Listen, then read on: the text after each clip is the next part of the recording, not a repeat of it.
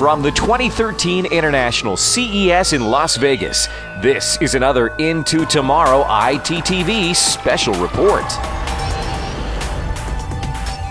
How would you like Siri to start your car from anywhere in the world for you? I bet you didn't know she could do that. Now, of course, I'm talking to the iPhonies out there because I'm Android, so I don't have Siri. I have a phone that works. Oh, we'll get into that separately. But Siri can do that. Our next guest is making that happen. He's the president of Viper, Mike Simmons. Hey, Mike, how are you, sir? I'm doing well. How are you? I'm doing fine, and I got to say that not only is Viper in and of itself one of my favorite products, protecting my last, probably 6 cars, 6 or 7 vehicles with the alarm system itself, but ever since you guys came out with remote start and the ability to do some very unique things and roll down windows and open tailgates and pop trunks, whatever, I've been there every step of the way saying, oh yeah, give me these features because why shouldn't you have them?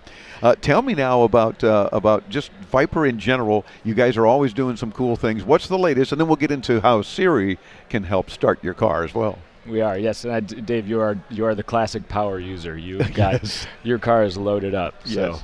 But yes, we've been protecting cars now for 30 years. This year, Viper has. So. But what's new and hot and all the buzz at CES this year is about the combination of Smart Start and Siri. So now you can, like you said, fulfill the long-awaited value proposition of starting your car with just your voice. Sure. Now, of course, I have to ask, being a droid, are there plans underfoot, at least sometime slightly into tomorrow, to be able to have us Android folks that are using, by the way, I'm going to show you just how important it's right on my main screen, the Viper Smart Start app, and I bring it up instantly, and I have the ability to lock and unlock and pop the trunk, or in my case, it's an SUV, so it's the tailgate, and panic. I panic a lot, but not with the car, so don't worry. And Smart Start button right there in the middle, but I can't just tell it to do it. You can't, not yet. But now with an iPhone, you can. So now we're going to go to the iPhone that you have here, and you're going to show us how Siri will start the car.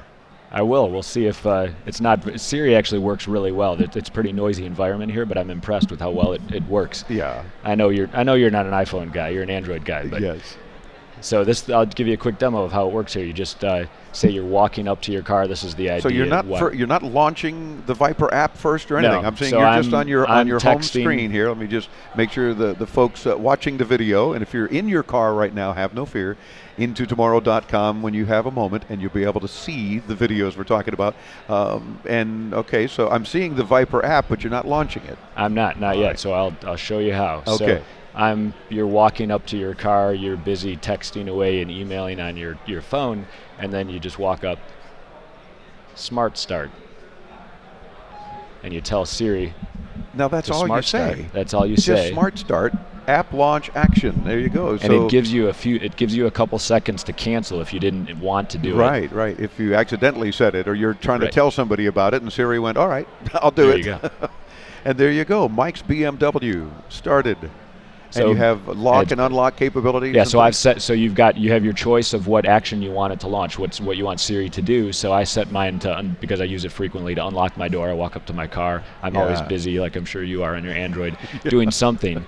And I walk up to the car, just hold it up to my ear and say Smart Start, and it will unlock the car. A lot of people use it to start their car. You can program lock, unlock, or start is what we have set up right now. Very cool. The 3 most popular commands. Oh, of course. And of course, being a Miamian and living in South Florida, I'm always pre-starting my last several cars because I want the air conditioning on. Yes. You know, why don't you want to be comfortable? Now in the north, a lot of folks want to pre-start the car because they need the heat on. Either way, there are advantages to pre-starting your car, and now you can just tell Siri to do it if you're on an iPhone. Exactly. And we have the idea of remembering to pre-start your car. We have another feature that might be interesting. I'll show you that we recently launched. This is jam-packed with features right now.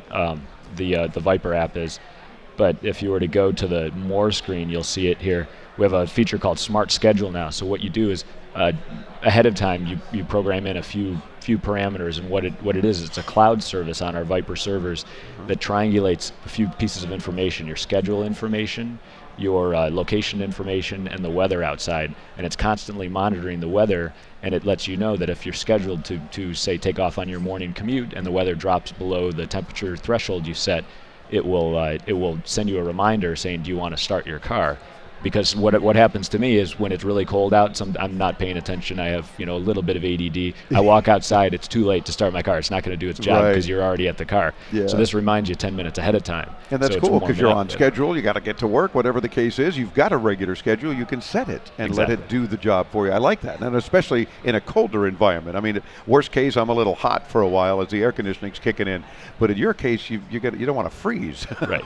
So, now that's very cool. And additional features, and of course GPS tracking. You're going to know where your vehicle is at all time. You'll be able to just keep track, and multiple cars too. Right. You can have other cars in the family on this. I have 4 different cars, a couple family cars, a couple demo cars in there, but you can have an unlimited number of cars, however many you have in the family, which is a nice. It's a nice thing about aftermarket products, right? They're talking a lot about the connected car here. We've been talking together for a few years. Smart Start is really the kind of the pioneer in the connected car space. Now it's getting a lot of buzz. A lot of the OEMs are talking about it. But what's nice about this is if you drive a Toyota and your wife drives a Ford, you can put them both on the same app now, and you can control your wife's car or your car. Love it. And of course, with Smart Start GPS, you have everything from like smart fence, so you know if your teenage daughter is finally coming home at whatever hour or whatever the case, you can set up a lot of parameters. Going where she's not supposed to go. Yeah, exactly. With the hotspot, you can draw the circle around the undesirable boyfriend's house, and if she goes there anytime, you get a notification to your phone. So that's one of my favorite features. My oldest daughter's only 9, but I built that in advance, so I'm ready. So you're ready. There you go. That's proper way to handle it. You got to check out all the features available that Mike and his team are working on and constantly updating and tweaking and making better for all of us consumers. Viper.com, VIPER. Mike, thanks for spending a few minutes with us here during CES, and we'll keep up the good work, and then let me know when I can talk to my Android like you can talk for Siri to start the car. We are working on that. I hope Google should pay you well, because you are a big advocate of Android, and you personally drive us to get those Google features out there, those Android features out there quickly. That's for sure. Boy, if only Google would pay anything, but that's a whole other story. It's just that I happen to like the operating system, and we'll see what happens. Hopefully I stay with it too. There you go. Maybe Google mix it up a little bit. Pay me a little something. Yeah. Maybe you should carry 2 phones. Yeah, right. I go too much stuff as it is. Mike Simmons, president of Viper. Again, Viper.com. Hit us up at IntoTomorrow.com at your leisure. See the video that we've shot of this interview and others here at CES. We're back with more from Las Vegas. I'm Dave Graveline on the Advanced Media Network.